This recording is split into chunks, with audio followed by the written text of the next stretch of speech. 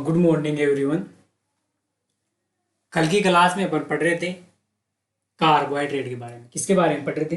Carbohydrate के बारे में। ठीक है, तो कार्बोहाइड्रेट के बारे में अपन ने कार्बोहाइड्रेट की परिभाषा देख ली थी। इसके अलावा अपन ने कार्बोहाइड्रेट के गुण देख लिए थे। अब आज स्टार्ट करेंगे अपन कार्बोहाइड्रेट का वर्गीकरण। देखिए इधर कार्बोहाइड्रेट का वर्गीकरण।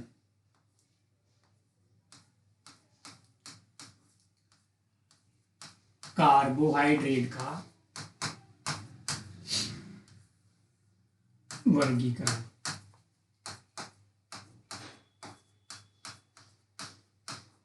देखिए अपन ने कल बात की थी, थोड़ा बहुत अपन ने कार्बोहाइड्रेट का वर्गीकरण भी देख लिया था। अपन ने क्या बात की थी कि जल अपघटन के आधार पर, किसके आधार पर डियर? जल अपघटन के आधार। ठीक है, कि जल अपघटन के आधार पर कार्बोहाइड्रेट 3 प्रकार के होते हैं। कितने प्रकार के होते हैं? 3 प्रकार के होते हैं। ठीक है, और 3 प्रकार के कौन कौन से थे अपन ने देखा था। नंबर 1 पे देखा था अपन ने क्या? मोनोसेकेराइड। क्या देखा था डियर? मोनोसेकेराइड। ठीक है, इसके अलावा नंबर 2 पे अपन ने देखा था क्या? ओलिगोसेकेराइड। क्या देखा था? ओलिगोसेकेराइड। ओलिगोसेकेराइड। ठीक है, और नंबर 3 पे अपन ने क्या देखा था? पॉलीसेकेराइड ना। नंबर 3 पे देखा था अपन ने पॉलीसेकेराइड। समझे गए? अगर अपन सबसे पहले बात करें किसकी? मोनोसेकेराइड की, तो मोनो का मतलब क्या होता है? एक। क्या होता है? एक। ठीक है, इसी प्रकार ओलिगो का मतलब क्या होता है डियर? कुछ। क्या होता है? कुछ। और अपन देखें पॉलीसेकेराइड में जो पोली होता है ना, इस पोली का होता है अर्थ बहुत अधिक। क्या होता है डियर? बहुत अधिक। ठीक है, तो पोली का अर्थ हो गया बहुत अधिक। तो अपन इन शब्दों को देख करके अगर इनकी परिभाषा बोले तो क्या बोलेंगे? सबसे पहले देखें मोनोसेकेराइड। मोनो का मतलब एक। अगर कहने का मतलब है सेकेराइड का मतलब क्या होता है? शर्करा। ठीक है, क्या आप एक शर्करा को 2 भागों में बांट सकते हो? क्या नहीं बांट सकते? अरे जैसे कि आप एक मनुष्य हो, तो क्या एक मनुष्य को अपन 2 भागों में बांट सकते हैं? नहीं बांट सकते ना। तो उसी प्रकार मोनोसेकेराइड किसे कहेंगे? ऐसे कार्बोहाइड्रेट जिनका जल अपघटन नहीं किया जा सकता, उसे क्या कहेंगे? मोनोसेकेराइड। ठीक है, जबकि दूसरा पढ़ेंगे अपन ओलिगोसेकेराइड। ओलिगो का मतलब क्या है? कुछ सेकेराइड। कहने का मतलब है ऐसे कार्बोहाइड्रेट जिनका जल अपघटन करने पर कुछ मोनोसेकेराइड इकाइयां प्राप्त हो, उसे क्या बोल देंगे? ओलिगोसेकेराइड। फिर अगला देखेंगे अपन पॉलीसेकेराइड। पोली का मतलब होता है बहुत अधिक। ठीक है, तो इसका परिभाषा बोल देंगे अपन कि ऐसे कार्बोहाइड्रेट जिसका जल अपघटन करने पर बहुत अधिक क्या हो? मोनोसेकेराइड इकाइयां प्राप्त हो, उसे क्या बोल देंगे? पॉलीसेकेराइड। ठीक है, ये अपन इसकी परिभाषा की बात कर लेंगे। फिर अपन एक एक करके देखते हैं। सबसे पहले अपन बात कर लेंगे किसकी डियर? मोनोसेकेराइड। ठीक है ना, तो नंबर 1 पे अपन लगा लेंगे टॉपिक क्या? मोनोसेकेराइड। समझिए मोनोसेकेराइड। ठीक है, तो सबसे पहले परिभाषा तो अपन ने बात कर ली क्या? कि ऐसे कार्बोहाइड्रेट जिसका जल अपघटन नहीं किया जा सकता। क्या बात कर ली इसकी परिभाषा की? कि ऐसे कार्बोहाइड्रेट जिसका जल अपघटन नहीं किया जा सकता, जल अपघटन नहीं किया जा सकता, उसे क्या बोल देंगे? मोनोसेकेराइड। ये इसकी परिभाषा हो गई। फिर बात कर लेंगे कि जो मोनोसेकेराइड होते हैं ना, ये क्या होता है? सबसे सरलतम कार्बोहाइड्रेट होता है। क्या होता है डियर? मोनोसेकेराइड सबसे सरलतम कार्बोहाइड्रेट होता है। सबसे सरलतम कार्बोहाइड्रेट क्या होता है? सबसे सरलतम कार्बोहाइड्रेट। कहने का मतलब है जो तीनों कार्बोहाइड्रेट पढ़े ना अपन, मोनोसेकेराइड, ओलिगोसेकेराइड और पॉलीसेकेराइड, इसमें सबसे सरलतम कार्बोहाइड्रेट देखे ना तो कौन सा होगा? मोनोसेकेराइड। अरे तभी तो इसका आगे जल अपघटन नहीं कर सकते। ठीक है, सबसे सरलतम इकाई होती है। फिर बात कर लेंगे मोनोसेकेराइड के सामान्य सूत्र की। क्या बात कर लेंगे डियर? मोनोसेकेराइड के सामान्य सूत्र की। ठीक है, तो मोनोसेकेराइड का जो सामान्य सूत्र होता है ना, वो होता है, अपन इधर देखो, सबसे पहले अपन ने क्लास में बात की थी कार्बोहाइड्रेट के सामान्य सूत्र की। क्या पढ़ा था अपन ने? CxH2O का होल वाई, यही पढ़ा था क्या? कार्बोहाइड्रेट का सामान्य सूत्र CxH2O का होल y। अगर अपन इस कार्बोहाइड्रेट के सूत्र में x और y के मान को क्या कर दें, समान कर दें, तो किसका सूत्र बन जाएगा डियर, अपने पास मोनोसेकेराइड का सूत्र। और x और y के मान को समान करके मैं क्या लिख दूं, n, तो मोनोसेकेराइड का सूत्र क्या बन जाएगा डियर, देखो CN, देखें इधर क्या बन जाएगा, CnH2O का होल n, ये बन जाएगा, ठीक है, मोनोसेकेराइड का सामान्य सूत्र। या इसी को अपन ऐसे भी लिख सकते हैं, कैसे लिख सकते हैं डियर, CH2O का होल n, ऐसे भी लिख सकते हैं अपन, ठीक है ना। ये हो जाएगा किसका, मोनोसेकेराइड का सूत्र। ये n है ना, मोनोसेकेराइड का सूत्र हो जाएगा, ठीक है। तो मोनोसेकेराइड का सूत्र क्या बन गया, CnH2O का होल n या CH2O का होल n। और ये n कहां से आ गया, अगर अपन कार्बोहाइड्रेट के सूत्र में x और y के मान को क्या कर दे, बराबर कर दे, और उसको कैसे लिख दे, n के रूप में, तो किसका सूत्र बन जाएगा, मोनोसेकेराइड का सूत्र। फिर आगे बात कर लेंगे कि जो मोनोसेकेराइड होती है ना, इस मोनोसेकेराइड में जो कार्बन की संख्या होती है, किसकी संख्या डियर, कार्बन की संख्या, ठीक है। मोनोसेकेराइड में कार्बन की संख्या 3 से 10 तक होती है। कहां तक होती है, 3 से 10 तक होती है, ठीक है। क्योंकि अपन पहले बात कर चुके हैं कार्बोहाइड्रेट की, जब अपन ने बात की थी ना, तो वहां पे देखा था कि x का जो न्यूनतम मान होना चाहिए ना, वो 3 से क्या होना चाहिए, ज्यादा होना चाहिए। अगर 3 से कम होएगा तो वो क्या नहीं होएगा, कहने का मतलब है कार्बन की संख्या 3 से ज्यादा होनी चाहिए। 3 से कम होगी तो कार्बोहाइड्रेट नहीं होगा। तो मोनोसेकेराइड में कार्बन की संख्या कितनी होती है, 3 से 10 तक होती है। फिर बात कर लेंगे क्या, कि कार्बन की संख्या के आधार पर मोनोसेकेराइड का वर्गीकरण, ठीक है। ये अपन अगली स्लाइड में ले लेते हैं, ठीक है। क्या बात कर लेंगे अपन, कार्बन की संख्या के आधार पर, कार्बन की संख्या के आधार पर मोनोसेकेराइड का वर्गीकरण ना, कार्बन की संख्या के आधार पर मोनोसेकेराइड का वर्गीकरण, कहने का मतलब है कार्बन की संख्या के आधार पर मोनोसेकेराइड को किस प्रकार वर्गीकृत कर सकते हैं, वो देखेंगे अपन, है ना। देखिए इधर, देखिए अपन इसको एक सारणी के इससे समझते हैं, ठीक ना, सारणी से समझते हैं। सबसे पहले यहाँ पे बात कर लेंगे अपन, क्या यहाँ पे बात कर लेंगे डियर कार्बन की संख्या। क्या लिख लेंगे यहाँ पर लिख लेंगे अपन कार्बन की संख्या, ठीक है।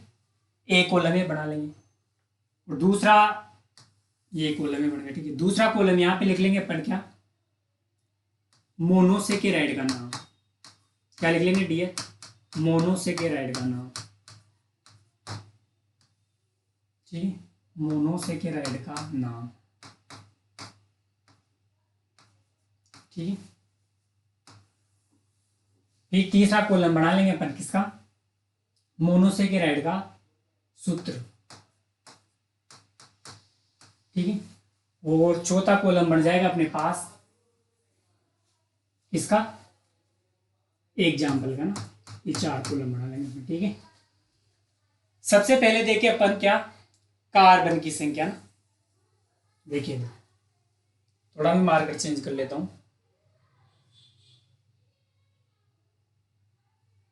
ठीक है। देखिए अगर कार्बन की संख्या कितनी हो डियर, 3 हो, कितनी हो, 3 हो, तो मोनोसेकेराइड का नाम क्या बन जाएगा, ट्रायोज। क्या बन जाएगा, ट्रायोज, समझे इधर। अगर कार्बन की संख्या कितनी हो डियर, 4, तो मोनोसेकेराइड का नाम क्या बन जाएगा, टेट्रोज, ठीक है।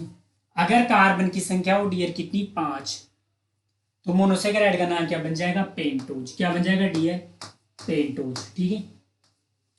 अगर कार्बन की संख्या कितनी हो डियर, 6, तो मोनोसेकेराइड का नाम बन जाएगा क्या, हेक्सोज।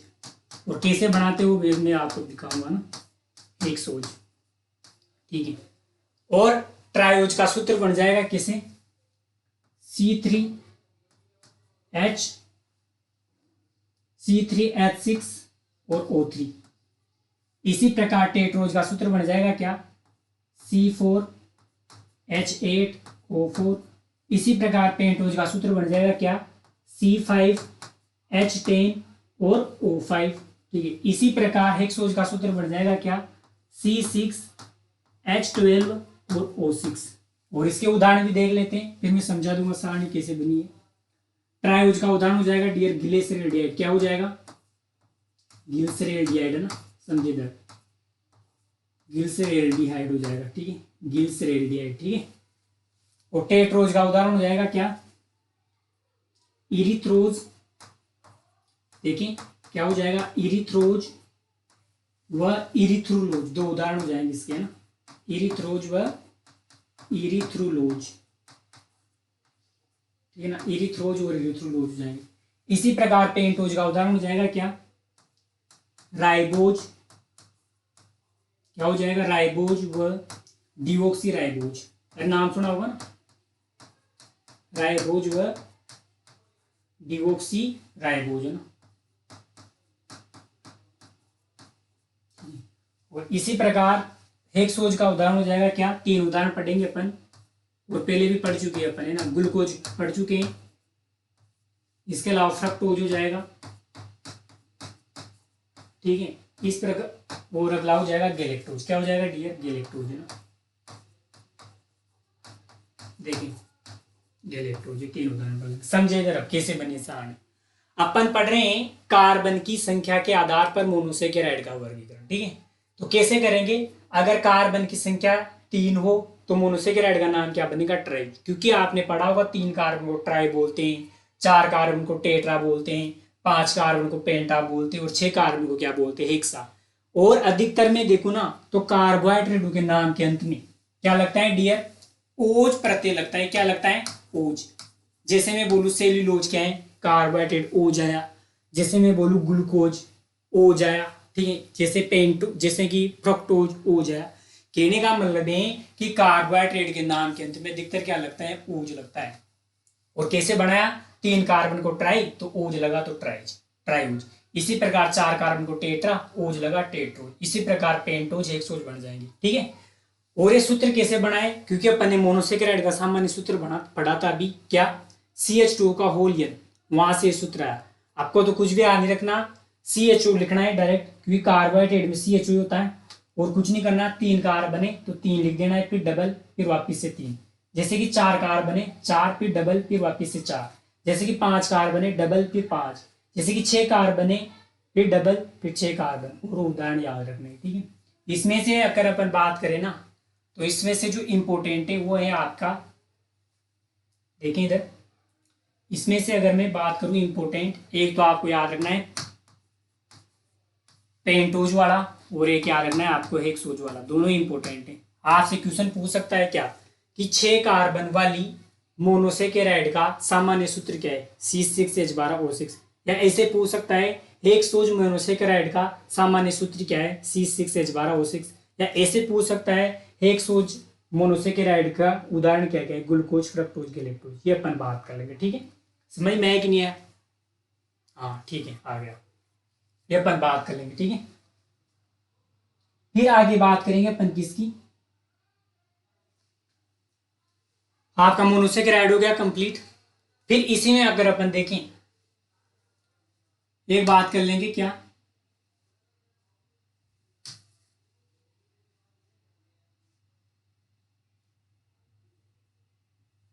कि 6 कार्बन वाली एल्डोज शर्करा, किसकी बात कर लेंगे डियर, 6 कार्बन वाली एल्डोज शर्करा। आपसे डायरेक्ट पूछ ले कि 6 कार्बन वाली एल्डोज शर्करा कौन सी है, ठीक है। और आपसे पूछ लें कि 6 कार्बन वाली कीटोज शर्करा कौन सी, 6 कार्बन वाली कीटोज शर्करा कौन सी, समझे इधर। आपसे पूछ ले 6 कार्बन वाली एल्डोज शर्करा और 6 कार्बन वाली कीटोज शर्करा, ठीक है। अपन कल की क्लास में बात की थी कि जो ग्लूकोज की संरचना थी ना, उसमें क्या पाया जा रहा था, एल्डिहाइड क्रियात्मक समूह। और कीटोन की संरचना, मतलब ये फ्रक्टोज की संरचना में क्या पाया जा रहा था, कीटोन समूह पाया जा रहा था या नहीं पाया जा रहा था, ठीक है। तो जिस शर्करा में एल्डिहाइड क्रियात्मक समूह पाया जाएगा ना, उसे क्या बोल देंगे डियर, एल्डोज शर्करा। क्या बोल देंगे, एल्डिहाइड क्रियात्मक समूह, ठीक है। और जिस शर्करा में कीटोन क्रियात्मक समूह पाया जाएगा उसे क्या बोल देंगे? कीटोन शर्करा। कौन सा क्रियात्मक समूह डियर? कीटोन। ठीक है। और एल्डिहाइड क्रियात्मक समूह किसमें पाया जा रहा था? ग्लूकोज में। तो 6 कार्बन वाली एल्डो शर्करा कौन सी हो जाएगी अपनी डियर? वो हो जाएगी ग्लूकोज। क्या हो जाएगी? ग्लूकोज। ठीक है। और कीटोन का क्रियात्मक समूह किसमें पाया जा रहा था? फ्रक्टोज में। तो 6 कार्बन वाली कीटोन शर्करा कौन सी हो जाएगी डियर? फ्रक्टोज हो जाएगी। ठीक है, ये अपना क्लियर हो गया। ठीक है, 6 कार्बन वाले एल्डो शर्करा और 6 कार्बन वाले कीटोन शर्करा, ग्लूकोज और फ्रक्टोज। ठीक है, फिर आगे पढ़ेंगे अपन क्या डियर?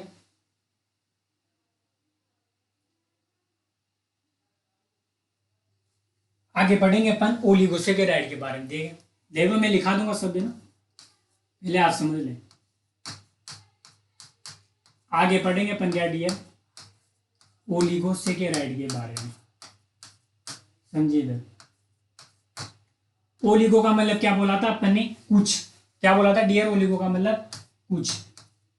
ठीक, कहने का मतलब है, इसकी परिभाषा अगर शब्द से बोले तो अपन कैसे बोल देंगे? ऐसे कार्बोहाइड्रेट जिनका जल अपघटन करने पर कुछ मोनोसेकेराइड इकाइयां प्राप्त हो, उन्हें क्या कहेंगे? ओलिगोसेकेराइड कहेंगे। और यहाँ कुछ का मतलब क्या हो जाएगा? कितनी इकाइयां प्राप्त होगी डियर? 2 से 10। कितनी प्राप्त होगी? 2 से 10 मोनोसेकेराइड इकाइयां प्राप्त होगी। तो अपन बोल देंगे ऐसे कार्बोहाइड्रेट जिनका जल अपघटन करने पर 2 से 10 मोनोसेकेराइड इकाइयां प्राप्त होती है, उसे ओलिगोसेकेराइड कहते हैं। ठीक है, फिर इसकी भी अपन एक सारणी बना लेते हैं। ठीक है, कैसे बनाएंगे सारणी? देखें इधर, देखिए यहां पे अपन लिख लेंगे क्या? जल अपघटन से प्राप्त मोनोसेकेराइड इकाइयों की संख्या। देखो इधर, यहां पे लिख लेंगे अपन डियर, जल अपघटन से प्राप्त मोनोसेकेराइड इकाइयों की संख्या ना, मोनोसेकेराइड इकाइयों की संख्या लिख लेंगे। जल अपघटन से प्राप्त मोनोसेकेराइड इकाइयों की संख्या। ठीक है, इसको मैं थोड़ा क्लियर कर देता हूं, देखा मैं दूंगा इसको ना। ठीक है, और यहां पे लिख लेंगे अपन क्या डियर? ओलिगोसेकेराइड का नाम। क्या लिख लेंगे? ओलिगोसेकेराइड का नाम। ओलिगोसेकेराइड का नाम। ठीक है, और यहां पे लिख लेंगे डियर अपन क्या? एग्जाम्पल है ना। समझिए, अपन ओलिगोसेकेराइड की परिभाषा क्या बात कर रहे थे कि ऐसे कार्बोहाइड्रेट जिनका जल अपघटन करने पर क्या प्राप्त हो? 2 से 10 मोनोसेकेराइड इकाइयां प्राप्त हो। ठीक है, अगर 2 मोनोसेकेराइड इकाइयां प्राप्त हो रही, कितनी हो रही डियर? 2 मोनोसेकेराइड इकाइयां। ठीक है, अगर 2 मोनोसेकेराइड इकाइयां प्राप्त हो रही है तो उसे क्या बोलेंगे? अगर 2 मोनोसेकेराइड इकाइयां प्राप्त हो रही है तो उसे क्या बोलेंगे? उस ओलिगोसेकेराइड को बोलेंगे अपन डियर डाइसेकेराइड। क्या बोलेंगे? डाइसेकेराइड। ठीक है, क्या बोलेंगे? डाइसेकेराइड। अगर जल अपघटन से 3 मोनोसेकेराइड इकाइयां प्राप्त हो रही है, कितनी हो रही है डियर? 3 मोनोसेकेराइड इकाइयां, तो उसे क्या बोलेंगे? ट्राइसेकेराइड। क्या बोलेंगे डियर? ट्राइसेकेराइड बोलेंगे। ठीक है, अगर जल अपघटन से कितनी प्राप्त हो रही है डियर? 4। कितनी हो रही है? 4, तो उसे क्या बोल देंगे? उसे बोल देंगे डियर टेट्रासेकेराइड। क्या बोल देंगे? टेट्रासेकेराइड। क्या बोल देंगे डियर? टेट्रासेकेराइड। इसी प्रकार अगर जल अपघटन से कितनी प्राप्त हो रही डियर? 5 मोनोसेकेराइड इकाइयां, तो उसे क्या बोल देंगे? पेंटासेकेराइड। क्या बोल देंगे डियर? पेंटासेकेराइड। क्या बोल देंगे? पेंटासेकेराइड। ठीक है, ये हो गया पेंटासेकेराइड। अब इनके एग्जांपल देख लेते हैं। ठीक है, डाइसेकेराइड के एग्जांपल होते हैं, देखिए इधर, पहले बात कर चुके हैं अपन इसकी, सुक्रोज की कर चुके हैं, माल्टोज के बारे में भी कर चुके हैं। ठीक है, इसके अलावा अपन लेक्टोज के बारे में भी कर चुके हैं या नहीं कर चुके? हाँ, कर चुके हैं। ठीक है, तो डाइसेकेराइड के उदाहरण हो जाएंगे सुक्रोज, माल्टोज और लैक्टोज, ठीक है। और 3 मोनोसेकेराइड का यहाँ प्राप्त हो तो उसे क्या बोलते हैं, ट्राइसेकेराइड। क्या बोलते हैं डियर, उसे बोलते हैं ट्राइसेकेराइड, ठीक है। उसे बोलते हैं ट्राइसेकेराइड, ठीक है। और ट्राइसेकेराइड के उदाहरण में याद रख लेंगे अपन क्या, रेफिनोज। क्या याद रख लेंगे, रेफिनोज। क्या याद रख लेंगे डियर, रेफिनोज। और टेट्रासेकेराइड के एग्जाम्पल में याद रख लेंगे अपन क्या, स्टेक्यूज। क्या याद रख लेंगे डियर, स्टेक्यूज, स्टेक्यूज, ठीक है। और पेंटासेकेराइड के एग्जाम्पल में याद रख लेंगे डियर क्या, वर्बेस्कोज। क्या याद रख लेंगे, वर्बेस्कोज, वर्बेस्कोज। कहने का मतलब है, अगर मैं यहां से आपसे क्वेश्चन पूछूं कि डाइसेकेराइड किससे कहते हैं, तो अपन क्या परिभाषा बोल देंगे, ऐसे ओलिगोसेकेराइड या ऐसे कार्बोहाइड्रेट जिनका जल अपघटन करने पर 2 मोनोसेकेराइड इकाइयां प्राप्त होती है, उसे क्या कहते हैं, डाइसेकेराइड। और डाइसेकेराइड के उदाहरण क्या हो जाएंगे, सुक्रोज, माल्टोज, लैक्टोज। आपसे क्वेश्चन पूछ ले ट्राइसेकेराइड किसे कहते हैं, तो अपन क्या बोलेंगे कि ऐसे कार्बोहाइड्रेट या ओलिगोसेकेराइड जिनका जल अपघटन करने पर 3 मोनोसेकेराइड इकाइयां प्राप्त होती हैं, उसे ट्राइसेकेराइड कहते हैं। और ट्राइसेकेराइड का उदाहरण क्या हो जाएगा डियर, रेफिनोज हो जाएगा। क्या हो जाएगा, रेफिनोज हो जाएगा, ठीक है। इसका उदाहरण हो जाएगा रेफिनोज, ठीक है। इसी प्रकार आपसे क्वेश्चन पूछ ले डियर कि जल अपघटन करने पर 4 मोनोसेकेराइड इकाइयां प्राप्त हो तो उसे क्या बोलेंगे, टेट्रासेकेराइड। और इसका उदाहरण हो जाएगा स्टेक्यूज। इसी प्रकार जल अपघटन करने पर 5 मोनोसेकेराइड इकाइयां प्राप्त हो तो उसे क्या बोलेंगे, पेंटासेकेराइड। और उदाहरण हो जाएगा डियर क्या, वर्बेस्कोज। ये हो गया अपना क्या, ओलिगोसेकेराइड। और इस ओलिगोसेकेराइड में से भी अगर मैं बोलूँ ना, तो इसमें इंपॉर्टेंट जो है वो है आपका डाइसेकेराइड। क्या है डियर, डाइसेकेराइड, ये इंपॉर्टेंट है। और इसी के बारे में अपन को क्या है, थोड़ा बहुत पढ़ना है। तो आगे पढ़ेंगे अपन क्या, डाइसेकेराइड के बारे में पढ़ लेते हैं, ठीक है। ये सब लिखा देंगे आपको ना, देखें। अगला पढ़ते हैं डियर डाइसेकेराइड के बारे में ना, देखिए इधर, डाइसेकेराइड किसे कहेंगे, डाइसेकेराइड अभी बोल रहा था मैं कि ऐसे कार्बोहाइड्रेट या ओलिगोसेकेराइड जिनका जल अपघटन करने पर 2 मोनोसेकेराइड इकाइयां प्राप्त होती हैं। क्या बोल देंगे कि ऐसे कार्बोहाइड्रेट या ओलिगोसेकेराइड जिनका जल अपघटन करने पर 2 मोनोसेकेराइड इकाइयां प्राप्त होती है, उसे क्या कहते हैं डियर, डाइसेकेराइड कहते हैं, ठीक है। मतलब 2 मोनोसेकेराइड इकाइयां प्राप्त होगी इसमें, क्या होगी, 2 मोनोसेकेराइड इकाइयां। और ये आपके बोर्ड में क्वेश्चन पूछा हुआ है, ठीक है ना। देखिए फिर बात कर लेंगे क्या, डाइसेकेराइड के सामान्य सूत्र की बात कर लेते हैं ना। देखिए इधर क्या बात कर लेते हैं डियर, डाइसेकेराइड के सामान्य सूत्र, ठीक है। डाइसेकेराइड का जो सामान्य सूत्र होता है ना, वो सामान्य सूत्र होता है इसका वही जो अपन ने कार्बोहाइड्रेट का पढ़ा था, ठीक है ना, CxH2O का होल वाई। अगर इसके अपन रासायनिक सूत्र की बात करें, क्या बात करें डियर, रासायनिक सूत्र में, तो डाइसेकेराइड का रासायनिक सूत्र क्या हो जाएगा, C12H22O11, मतलब C12H22O11। ये किसका सूत्र हो जाएगा, डाइसेकेराइड का सामान्य सूत्र हो जाएगा, रासायनिक सूत्र हो जाएगा, ठीक है। और डाइसेकेराइड के उदाहरण क्या बोल देंगे अपन, सुक्रोज, माल्टोज और लैक्टोज, ठीक है। तो उसके बारे में थोड़ा बहुत देख लेते हैं ना, वापिस से एक सारणी बना लेते हैं, ठीक है। देखिए इधर यहां पे लिखते हैं अपन क्या, डाइसेकेराइड, यहां पे क्या लिखते हैं डियर, डाइसेकेराइड, ठीक है। डाइसेकेराइड का नाम लिख लेंगे यहां पर। फिर लिख लेंगे अपन क्या, जल अपघटन से प्राप्त मोनोसेकेराइड इकाइयां, है ना। क्या लिख लेंगे डियर, जल अपघटन से प्राप्त, जल अपघटन से प्राप्त मोनोसेकेराइड इकाइयां ना, यहां पे लिख लेंगे अपन जल अपघटन से प्राप्त मोनोसेकेराइड इकाइयां, मोनोसेकेराइड इकाइयां ना, मोनोसेकेराइड इकाइयां, ठीक है। फिर यहां पे लिख लेंगे डियर क्या, डाइसेकेराइड का स्रोत क्या है वो देख लेंगे अपन। स्रोत का मतलब है किस किस में ये पाया जाता है ना।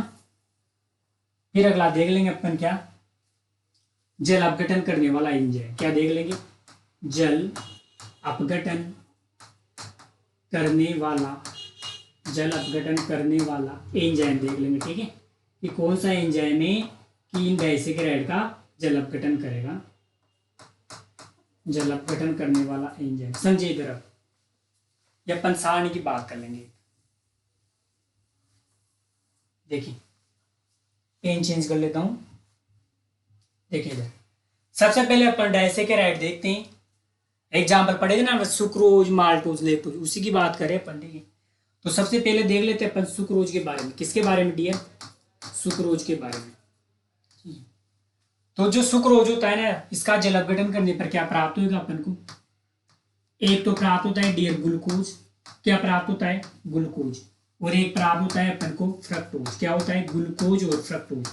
या अपन बोल सकते हैं कि ग्लूकोज और फ्रक्टोज से मिलकर क्या बनता है, सुक्रोज। ठीक है, और सुक्रोज का स्रोत क्या हो जाएगा, सुक्रोज का स्रोत हो जाएगा एक तो गन्ना और एक हो जाएगा चुकंदर। अरे शुगर बीट का नाम सुना है क्या, हाँ उसे बोलते हैं चुकंदर। ठीक है, चुकंदर और गन्ना किसके स्रोत हो जाएंगे, सुक्रोज के। ठीक है, और सुक्रोज का जल अपघटन कौन सा एंजाइम करेगा डियर, इसका जल अपघटन करता है आपका इनवर्टेज एंजाइम। कौन सा एंजाइम डियर, इनवर्टेज एंजाइम। ठीक है, ये अपन याद रख लेंगे। ठीक है, फिर दूसरे नंबर की डाइसैकेराइड की अगर बात करें तो वो पढ़ लेंगे अपन कौन सी, माल्टोज। क्या पढ़ लेंगे डियर, माल्टोज। ठीक है, जो माल्टोज होती है ना, ये बनी होती है ग्लूकोज प्लस ग्लूकोज से। किससे, ग्लूकोज प्लस ग्लूकोज से। ठीक है, ग्लूकोज प्लस ग्लूकोज से कौन सी मिलकर के बनी होती है अपनी, माल्टोज। ठीक है, और माल्टोज किसमें पाई जाती है, जौ में।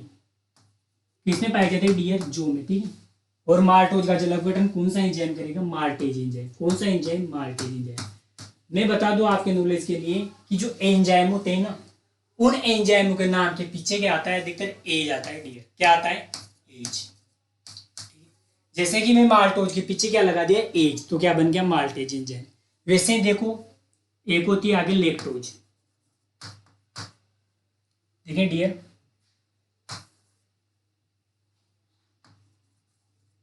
एक होती है आपकी लेक्टोज, रख रहा ना। लेक्टोज जो होती है बनी होती है ग्लूकोज, किससे बनी होती है डियर, ग्लूकोज प्लस गैलेक्टोज से। किसे, ग्लूकोज प्लस गैलेक्टोज से। ठीक है, और जो लेक्टोज पाई जाती है किसमें पाई जाती है, आपके दूध में। किसमें पाई जाती है, दूध में। ठीक है ना, जो दूध में मीठा होता है ना, दूध, वो दूध मीठा होने का कारण क्या है, लेक्टोज शर्करा पाई जाती है उसमें। ठीक है, और लेक्टोज से कौन सा एंजाइम बन जाएगा डियर, लैक्टेज, क्योंकि एज आ गया ना। ठीक है, और एंजाइमों के नाम के पीछे एज आता है, अपन ने बता देती है, तो ये अपन पढ़ लेंगे। ठीक है, और इसको अपन कैसे याद रखेंगे, ठीक है ना, इसको अपन कैसे याद रखेंगे डियर,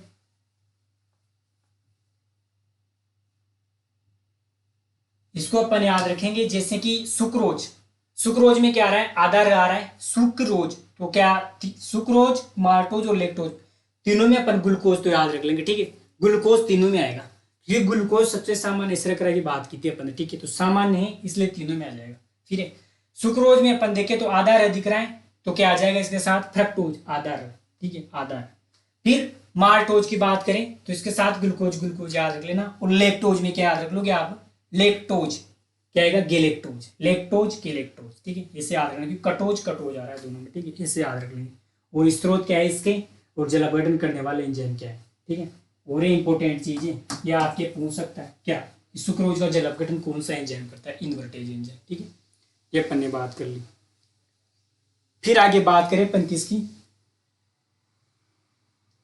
आगे बात करें अपन पॉलीसेकेराइड की। किसकी बात करें डियर, पॉलीसेकेराइड की। देखिए मोनोसेकेराइड की अपन ने बात कर ली, ओलिगोसेकेराइड की अपन ने बात कर ली। अब बात करें अपन डियर किसकी, पॉलीसेकेराइड की। देखिए आगे बात करें अपन किसकी, पॉलीसेकेराइड की।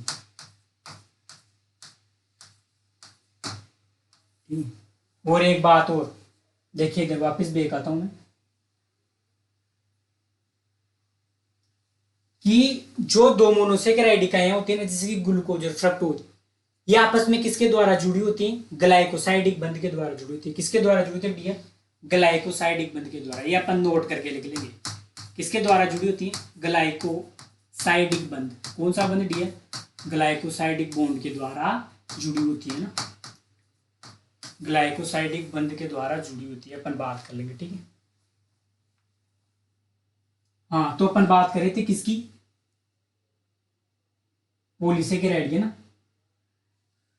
देखिए इधर पॉलीसेकेराइड,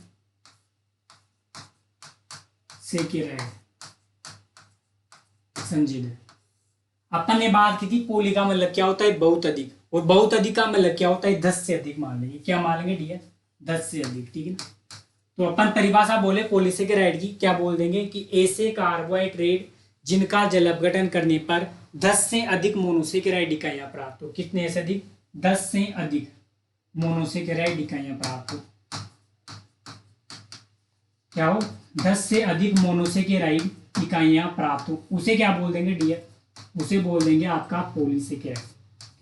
क्योंकि पोली का मतलब क्या है? बहुत अधिक। और बहुत अधिक कितनी? 10 से अधिक। क्योंकि 2 से 10 अपन ने किसमें बात कर ली थी? ओलिगोसेकेराइड में, ठीक है। तो उसे पॉलीसेकेराइड बोल देंगे, ठीक है। फिर बात करते हैं अपन कि पॉलीसेकेराइड है ना, ये क्या होते हैं? एक प्रकार के जैव बहुलक होते हैं। क्या होते हैं डियर? जैव बहुलक होते हैं। कहने का मतलब है ये क्या होती है? जैव बहुलक होते हैं। और जो इनका अणुभार होता है ना, पॉलीसेकेराइड का अणुभार, क्योंकि बहुलक है तो बहुलक की परिभाषा क्या होती है? कि जो छोटी छोटी इकाइयों से मिलकर बने हो उसे बहुलक कहते हैं। तो ये क्या है? जैव बहुलक है, तो इनका अणुभार उच्च होगा या नहीं होगा? होगा ना। तो अपन बोल देंगे क्या? कि इनका जो अणुभार होता है जैव बहुलक होगा ना, मतलब पॉलीसेकेराइड का, वो क्या होता है? अणुभार उच्च होता है इनका अणुभार, ठीक है। फिर आगे बात कर लेंगे कि पॉलीसेकेराइड जो होते हैं ना, इनका सामान्य सूत्र क्या देख लेंगे डियर? पॉलीसेकेराइड का सामान्य सूत्र ना, देखिए पॉलीसेकेराइड का जो सामान्य सूत्र होता है वो होता है C6H10O5N। क्या होता है डियर? C6H10O5N। ये किसका सूत्र हो जाएगा? पॉलीसेकेराइड का सामान्य सूत्र हो जाएगा, ठीक है। फिर आगे बात कर लेंगे अपन किसकी? कि जो पॉलीसेकेराइड होते हैं ना, इन्हें अशर्करा भी कहते हैं। क्या कहते हैं डियर? अशर्करा। अशर्करा मतलब नॉन शुगर बोलते हैं इनको। क्या बोलते हैं डियर? Non sugar. और अशर्करा क्यों बोलते हैं? क्योंकि यह स्वाद में मीठे नहीं होते। क्या नहीं होते? स्वाद में मीठे नहीं होंगे। क्योंकि शर्करा तो स्वाद में कैसी होती है? मीठी होती है ना। और जो पॉलीसेकेराइड होते हैं ना, स्वाद में मीठे नहीं होते। जबकि अपन बात करें मोनोसेकेराइड और ओलिगोसेकेराइड की ना, वो क्या होते हैं? स्वाद में मीठे होते हैं। और वो क्या होते हैं? एक्चुअल में शर्कराएं होती हैं। क्योंकि यहाँ पर जो सेकेराइड होता है ना, इसका मतलब भी शर्करा होती है। और वो मोनोसेकेराइड ओलिगोसेकेराइड क्या होते हैं? शर्करा होती है एक्चुअल में, क्योंकि वो मीठे होते हैं। जबकि पॉलीसेकेराइड क्या होते हैं? स्वाद में मीठे नहीं होते, इसलिए इसको अशर्करा बोल देंगे, ठीक। एक पॉइंट हो जाएगा अपना। फिर आगे बात कर लेंगे क्या? कि पॉलीसेकेराइड 2 प्रकार के होते हैं। कितने प्रकार के होते हैं डियर? पॉलीसेकेराइड होते हैं 2 प्रकार के, ठीक है। पहला हो जाएगा अपना समपॉलीसेकेराइड। क्या हो जाएगा? पहला हो जाएगा अपना डियर समपॉलीसेकेराइड। क्या हो जाएगा? समपॉलीसेकेराइड, ठीक है। और दूसरा हो जाएगा डियर विषम पॉलीसेकेराइड। क्या हो जाएगा? विषम पॉलीसेकेराइड। क्या हो जाएगा? विषम पॉलीसेकेराइड। ये 2 प्रकार के क्या हो जाएंगे अपने पॉलीसेकेराइड, ठीक है। सम पॉलीसेकेराइड क्या है और विषम पॉलीसेकेराइड क्या है, समझिए। सम पॉलीसेकेराइड ऐसे कार्बोहाइड्रेट होते हैं जिनका जल अपघटन करने पर क्या हो? 2 समान मोनोसेकेराइड इकाइयां प्राप्त हो। क्या हो? 2 समान मोनोसेकेराइड इकाइयां प्राप्त हो, उसे क्या बोल देंगे? सम पॉलीसेकेराइड। और विषम पॉलीसेकेराइड क्या होते हैं? ऐसे कार्बोहाइड्रेट जिनका जल अपघटन करने पर 2 भिन्न भिन्न मतलब 2 असमान मोनोसेकेराइड इकाइयां प्राप्त हो, उसे क्या बोल देंगे? विषम पॉलीसेकेराइड बोल देंगे, ठीक है। ये हो गए अपने पॉलीसेकेराइड। फिर आगे बात कर लेंगे अपन पॉलीसेकेराइड के उदाहरण क्या क्या होते हैं, ठीक है। वो अपन आगे बात कर लेंगे फिर, ठीक है। यहां तक लिख लेते हैं पहले ना, ठीक है। यहां तक लिख लेते हैं पहले,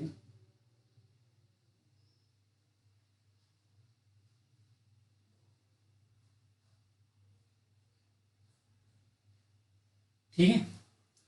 यहां तक अपन ने बात कर ली थी ना, समझ लिया था ये, ठीक है। लिखो इसको बना, लिखें। टॉपिक डाल ले आप कार्बोहाइड्रेट का वर्गीकरण। हाँ डियर चैप्टर नंबर अपना टे नहीं चल रहा है, जैव रसायन। ठीक है, कल अपन ने कार्बोहाइड्रेट की परिभाषा और कार्बोहाइड्रेट के गुण के बारे में देख लिया था, और आज पढ़ेंगे अपन कार्बोहाइड्रेट का वर्गीकरण। ठीक है, तो आप टॉपिक डाल लिए कार्बोहाइड्रेट का वर्गीकरण, टॉपिक डाल लिया आप कार्बोहाइड्रेट का वर्गीकरण, और लिखें, इसमें लिखें जल अपघटन के आधार पर, लिखें जल अपघटन के आधार पर कार्बोहाइड्रेट 3 प्रकार के होते हैं। लिखें जल अपघटन के आधार पर कार्बोहाइड्रेट 3 प्रकार के होते हैं, 3 प्रकार के होते हैं। और आप ये तीनों नाम लिख लें, मोनोसेकेराइड, ओलिगोसेकेराइड और पॉलीसेकेराइड। ठीक है, मोनोसेकेराइड, ओलिगोसेकेराइड और पॉलीसेकेराइड, ये तीनों नाम लिख लिया आप। ठीक है, तीनों नाम लिख लिया आप।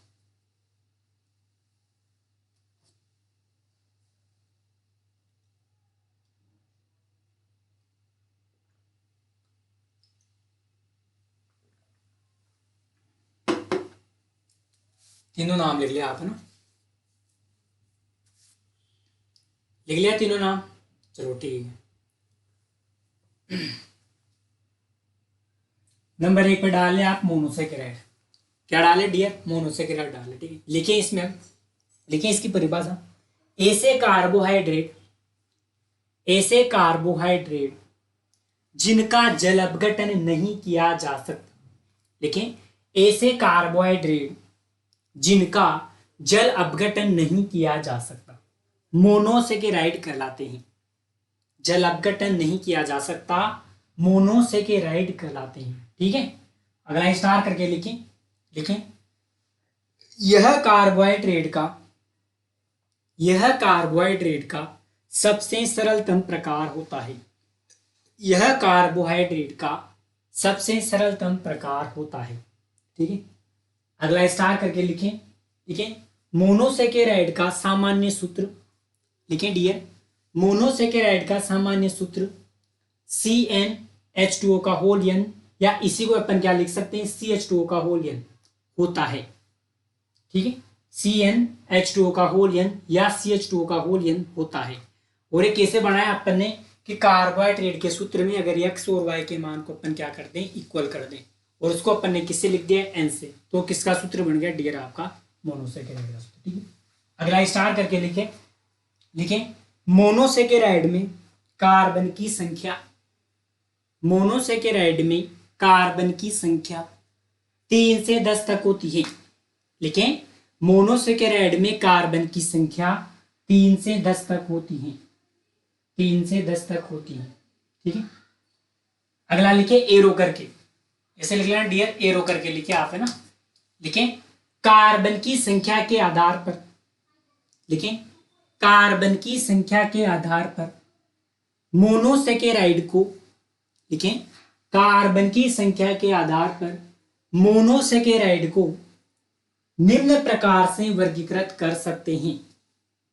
कार्बन की संख्या के आधार पर मोनोसेकेराइड को निम्न प्रकार से वर्गीकृत कर सकते हैं, निम्न प्रकार से वर्गीकृत कर सकते हैं। ठीक है, और आप ये सारणी बना लेना, धीरे सारणी बना ले आप, है ना, सारणी बना ले। इधर लिख लेना कार्बन की संख्या, फिर लिख लेना मोनोसेकेराइड का नाम, फिर लिख लेना सूत्र, और फिर लिख लेना एग्जाम्पल। ठीक है, अगर यहाँ पे कार्बन की संख्या 3 है तो उसे ट्रायोज बोलेंगे। ठीक है, और सूत्र क्या हो जाएगा, C3H6O3, और उदाहरण ग्लिसरॉल डियर। अगर कार्बन की संख्या 4 है तो सूत्र मतलब नाम हो जाएगा टेट्रोज, और सूत्र हो जाएगा डियर C4H8O4, और उदाहरण हो जाएंगे इरिथ्रोज और इरिथ्रुलोज। अगर कार्बन की संख्या 5 है तो नाम हो जाएगा पेंटोज, और सूत्र हो जाएगा C5H10O5, और उदाहरण हो जाएगा डियर राइबोज व डिओक्सी राइबोज। क्या हो जाएगा, राइबोज व डिओक्सी राइबोज हो जाएगा। ठीक है, राइबोज और डिओक्सी राइबोज हो जाएगा। अगर कार्बन की संख्या 6 है तो हो जाएगा हेक्सोज, और सूत्र C6H12O6, उदाहरण ग्लूकोज फ्रक्टोज गैलेक्टोज। ठीक है, इसको उतार ले आप।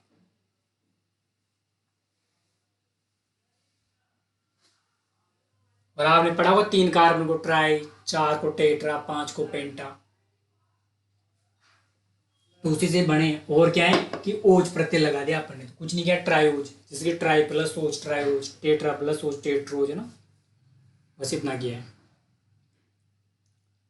हाँ डियर क्या बोल रहे हो कि इसमें से क्वेश्चन कैसे बनेंगे। हाँ इसमें से क्वेश्चन बनेंगे, आपसे पूछ लेंगे कि पेंटोज का रासायनिक सूत्र लिखें और पेंटोज के क्या लिखें, उदाहरण लिखें।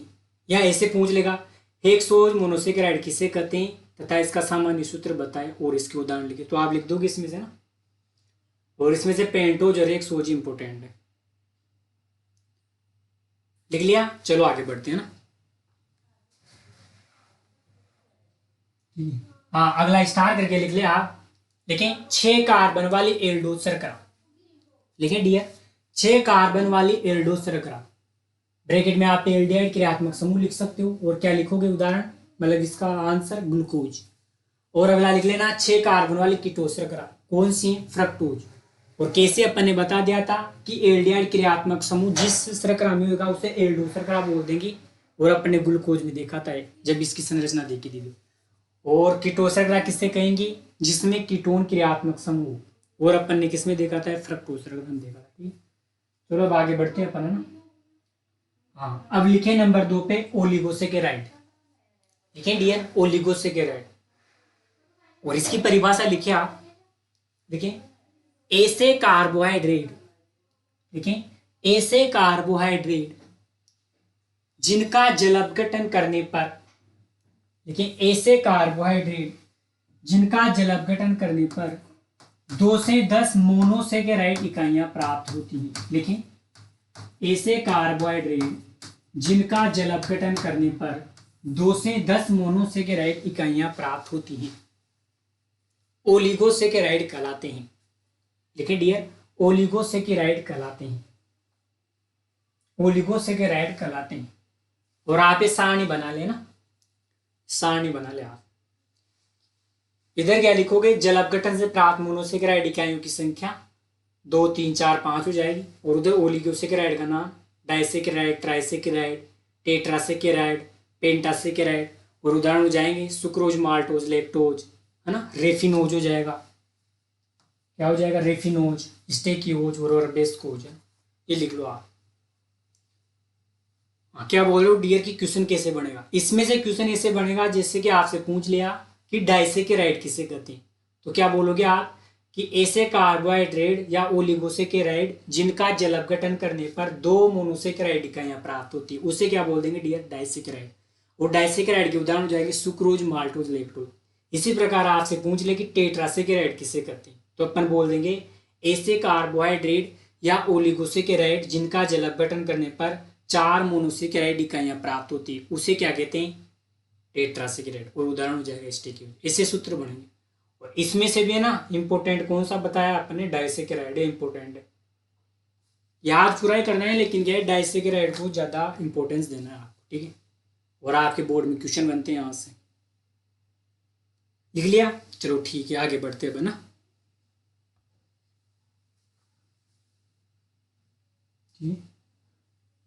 हाँ अपन ने बात की थी क्या,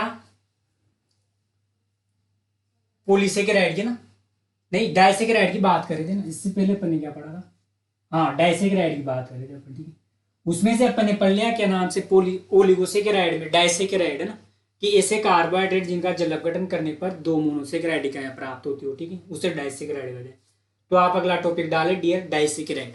ओलिगोसेकेराइड में है ना डाइसेकेराइड, लिखें इसमें, लिखें डाइसेकेराइड में लिखें ऐसे कार्बोहाइड्रेट, लिखें डियर ऐसे कार्बोहाइड्रेट जिनका जल अपघटन करने पर, ऐसे कार्बोहाइड्रेट जिनका जल अपघटन करने पर 2 मोनोसेकेराइड इकाइयां प्राप्त होती हैं। देखें ऐसे कार्बोहाइड्रेट जिनका जल अपघटन करने पर 2 मोनोसेकेराइड इकाइयां प्राप्त होती हैं, डाइसेकेराइड कहलाते हैं। ऐसे कार्बोहाइड्रेट जिनका जल अपघटन करने पर 2 मोनोसेकेराइड इकाइयां प्राप्त होती है, डाइसेकेराइड कहलाते हैं, ठीक है। फिर लिखें इसका डाइसेकेराइड का सामान्य सूत्र लिख लिया आप, CxH2 का होल वाई। और डाइसेकेराइड का रासायनिक सूत्र लिख लिया आप, C12H22 हो गया, लिख लिया आप सूत्र ना, ठीक है, सूत्र लिख लिया। अब लिख लेना, ये सारणी बना लो आप, ठीक है, ये सारणी बना लिया। सारणी बना लेना। यहाँ पे क्या था, मोनोसेकेराइड था ना, मोनोसेकेराइड था, ठीक, उतार दो इसको सारणी को। इधर क्या लिखना है आपको, डाइसेकेराइड लिखना है, उधर जल अपघटन से प्राप्त मोनोसेकेराइड इकाइयां, फिर लिखने हैं स्रोत क्या है और जल अपघटन करने वाला एंजाइम क्या है, ठीक है। सबसे पहला डाइसेकेराइड है आपका डियर सुक्रोज। सुक्रोज का जल अपघटन मतलब किससे मिलकर बना है, ग्लूकोज और फ्रक्टोज से, और स्रोत हो जाएगा इसका गन्ना चुकंदर, और जल अपघटन करने वाला एंजाइम हो जाएगा इन्वर्टेज, ठीक है। इसी प्रकार माल्टोज किससे मिलकर बना है डियर, ग्लूकोज और ग्लूकोज से, और इसका स्रोत क्या हो जाएगा जो, और जल अपघटन करने वाला एंजाइम क्या हो जाएगा इसका माल्टेज। इसी प्रकार लेक्टोज किससे मिलकर बनी डियर, ग्लूकोज के लेक्टोज से, और स्रोत क्या हो जाएगा दूध, और एंजाइम हो जाएगा लेक्टेज। उतार लो इसको ना। अरे दूध जो मीठा होता है ना वो लेक्टोज के कारण ही होता है, पढ़ा होगा आपने, दूध में पाए जाने वाली शर्करा लेक्टोज होती है जो एक डाइसेकेराइड है, पढ़ा है ना। हाँ तो वही बात है, उतार लो इसको, थोड़ा जल्दी करें, उतार ले इसको, उतार ले डियर।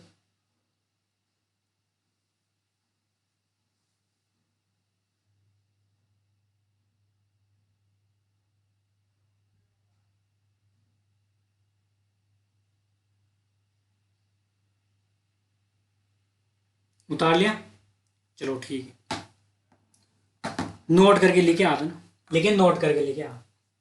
ये लिख लेते हैं ना ग्लाइकोसाइडिक बंध, मतलब जो दो ग्लूकोज इकाइयां होती है ना डाइसेकेराइड में, जैसे ग्लूकोज फ्रक्टोज, ये किसके द्वारा जुड़ी होती है, ग्लाइकोसाइडिक बंध के द्वारा। तो नोट करके लिखिए आप, लिखिए लिखिए, दो मोनोसेकेराइड, देखिए दो मोनोसेकेराइड इकाइयों के मध्य, लिखें दो मोनोसेकेराइड इकाइयों के मध्य ग्लाइकोसाइडिक बंध पाया जाता है। लिखें दो मोनोसेकेराइड इकाइयों के मध्य ग्लाइकोसाइडिक बंध पाया जाता है, ठीक है। ये हो गया अपना डाइसेकेराइड, कहने का मतलब है ओलिगोसेकेराइड कंप्लीट हो गया अपना, ठीक है। नंबर 3 पे डाले डियर पॉलीसेकेराइड, नंबर 3 पे डाले पॉलीसेकेराइड। अरे मोनोसेकेराइड पढ़ लिया, ओलिगोसेकेराइड पढ़ लिया, अब पढ़ेंगे पॉलीसेकेराइड, ठीक है। पॉलीसेकेराइड डाल लो, लिखें इसमें ऐसे कार्बोहाइड्रेट, लिखें ऐसे कार्बोहाइड्रेट जिनका जल अपघटन करने पर, देखिए डियर ऐसे कार्बोहाइड्रेट जिनका जल अपघटन करने पर 10 से अधिक मोनोसेकेराइड इकाइयां प्राप्त होती हैं। देखें ऐसे कार्बोहाइड्रेट जिनका जल अपघटन करने पर 10 से अधिक मोनोसेकेराइड इकाइयां प्राप्त होती हैं, पॉलीसेकेराइड कहलाते हैं, पॉलीसेकेराइड कहलाते हैं।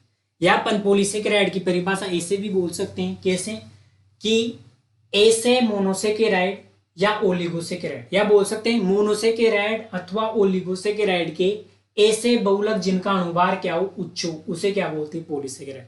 तो आप अथवा करके लिखना चाहो तो लिख लो परिभाषा, लिखें लिखें मोनोसेकेराइड, लिखें डियर मोनोसेकेराइड अथवा पॉलीसेकेराइड, नहीं मोनोसेकेराइड अथवा ओलिगोसेकेराइड, ऐसे लिखें, लिखें मोनोसेकेराइड अथवा ओलिगोसेकेराइड के ऐसे बहुलक, मोनोसेकेराइड अथवा ओलिगोसेकेराइड के ऐसे बहुलक जिनका अणुभार उच्च होता है, जिनका अणुभार उच्च होता है, जिनका अणुभार उच्च होता है पॉलीसेकेराइड कहलाते हैं, पॉलीसेकेराइड कहलाते हैं, ठीक है। ये अपन इसकी परिभाषा की बात करें, ठीक है। अगले कुछ पॉइंट लिख लेते हैं अपन इसके बारे में ना।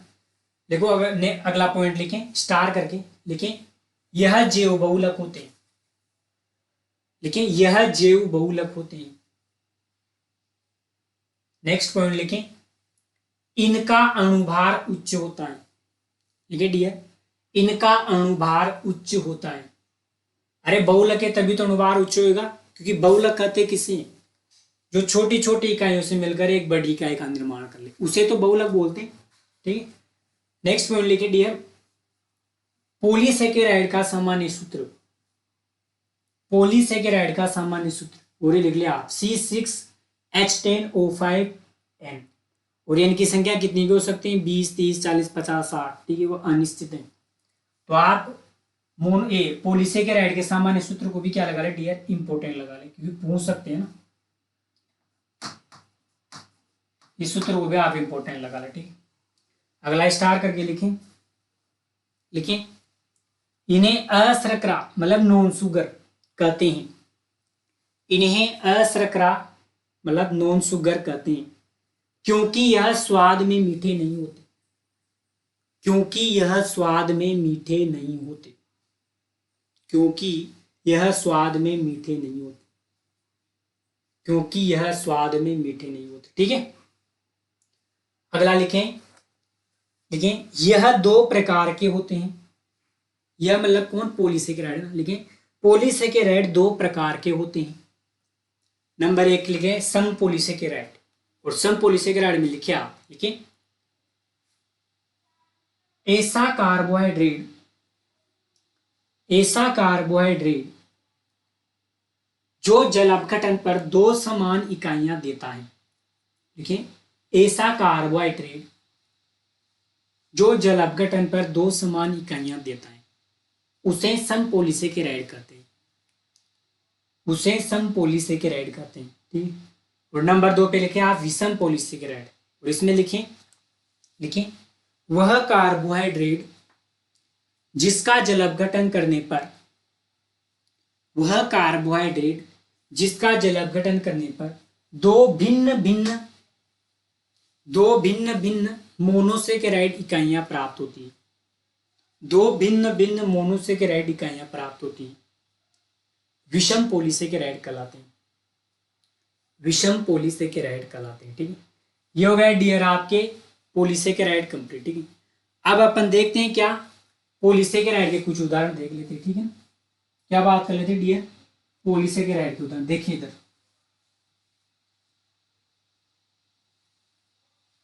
क्या देख लेंगे अपन, पॉलीसेकेराइड के उदाहरण।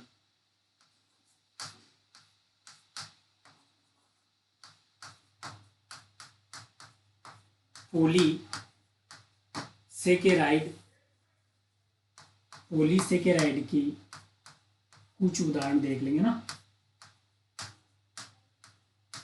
पॉलीसेकेराइड के कुछ उदाहरण देखिएगा। और आज अपन है ना इस कार्बोहाइड्रेट को कंप्लीट करेंगे इस क्लास में, ठीक है। और फिर जो नेक्स्ट क्लास होगी ना अपनी, उसमें अपन विटामिन स्टार्ट करेंगे, ठीक। तो आज थोड़ी बहुत क्लास लंबी भी चल सकती है, इसलिए आप बने रहे, ठीक है। देखेंगे पॉलीसेकेराइड के कुछ उदाहरण देखते हैं डियर। सबसे पहला पॉलीसेकेराइड देखते हैं अपन, कौन सा, सेलुलोज। कौन सा देखते हैं डियर, सेलुलोज है ना। सबसे पहला देखते हैं अपन सेल्यूलोज, सेल्यूलोज, अरे नाम सुना है क्या सेल्यूलोज का, ठीक है ना। आपने सुना होगा कि पादपों की जो कोशिका भित्ति होती है ना, वो सेल्यूलोज की बनी होती है, ठीक। और ये पॉलीसेकेराइड का होता है, ठीक है। देखिए इधर सबसे पहले देखिए अपन सेल्यूलोज, जो सेल्यूलोज होता है ना, ये क्या होता है, ग्लूकोज का बहुलक होता है। किसका बहुलक होता है डियर, सेल्यूलोज ग्लूकोज का बहुलक होता है। किसका बहुलक होता है, ग्लूकोज का बहुलक।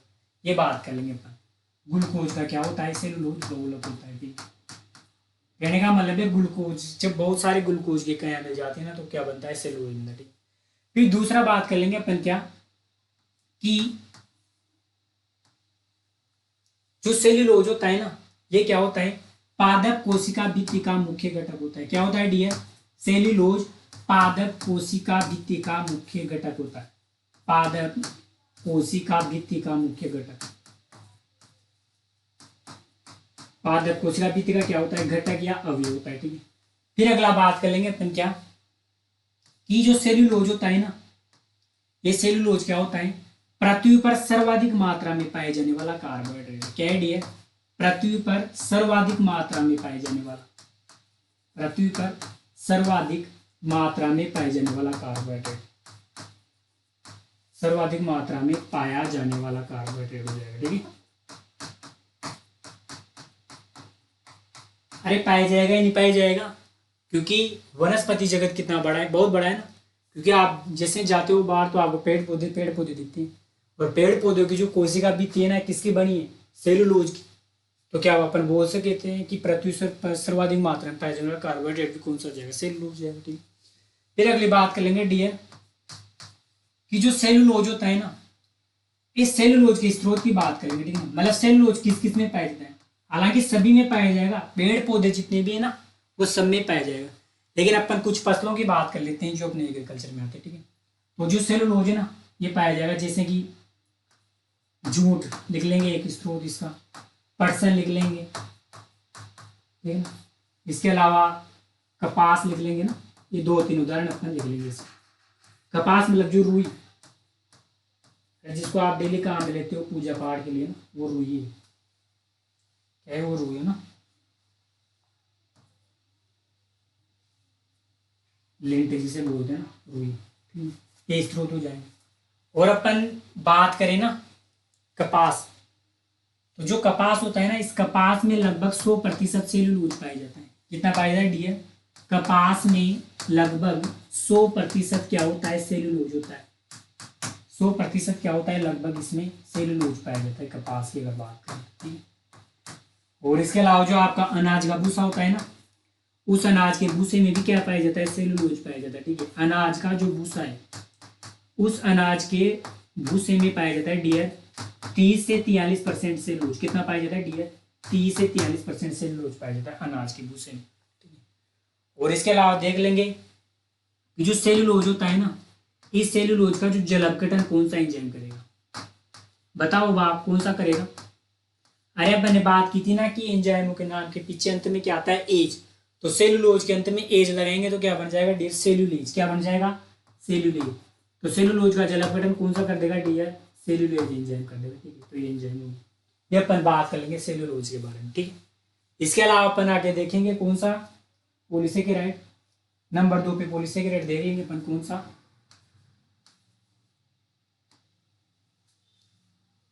जिसका नाम है स्टार्च। नाम सुना है ना, स्टार्च। ठीक है, देखें स्टार्च क्या होता है। ठीक है, अगर अपन स्टार्च की बात करें तो स्टार्च भी ग्लूकोज का बहुलक होता है डियर। किसका बहुलक होता है? ग्लूकोज का बहुलक होता है। ठीक है, इसके अलावा दूसरी बात कर लेंगे कि जो स्टार्च होता है ना, ये 2 रूपों में पाया जाता है। कितने रूपों में मिलता है डियर? स्टार्च 2 रूपों में पाया जाता है। पहला रूप हो जाएगा कौन सा? एमिलोज। किस रूप में पाया जाएगा ये? एक तो पाया जाता है एमिलोज के रूप में। ठीक है, और दूसरा आप देख लेंगे अपन कौन सा? एमिलोपेक्टिन। किसके रूप में डियर?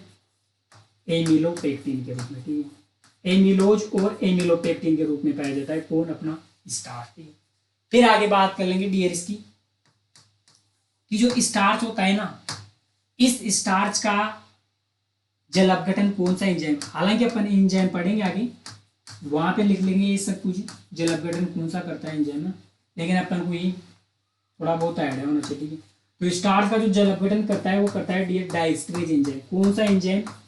डाइस्ट्रेज एंजाइम लिख लेंगे। ठीक है, स्टार्च का जल अपघटन। और इसके अलावा अपन देख लेंगे कि जो स्टार्च होता है ना, ये स्टार्च क्या होता है? पादपों में संचित भोजन होता है। क्या होता है डियर? पादपों में संचित भोजन। पादपों में संचित भोजन होता है, मतलब पादपों में कार्बोहाइड्रेट का संचय स्टार्च के रूप में होता है। ठीक है, पादपों में संचित भोजन बोल देंगे। ठीक है, इसके अलावा बात कर लेंगे इसके स्रोत की। तो स्रोत में देख लेंगे अपन कि जो आलू होता है ना अपना पोटैटो, इस आलू में पाया जाता है 15 से 20% स्टार्च। कितना पाया जाता है डियर? आलू में 15 से 20% क्या पाया जाता है? स्टार्च। इसके अलावा अपन बात करें जैसे कि गेहूं, देखिए अपन गेहूं की बात करें तो जो गेहूं होता है ना, इस गेहूं में पाया जाता है डियर 60 से 70% स्टार्च। कितना होता है डियर? 60 से 70% स्टार्च। और इसके अलावा अपन बात करें जैसे कि चावल, चावल में पाया जाता है अपना 75 से 80% स्टार्च। कितना होता है? 75 से 80% स्टार्च। साथ ही साथ अपन देख लेते हैं एक मक्का। ठीक है ना, इस मक्का में पाया जाता है डियर कितना? 65 से 70%। कितना होता है?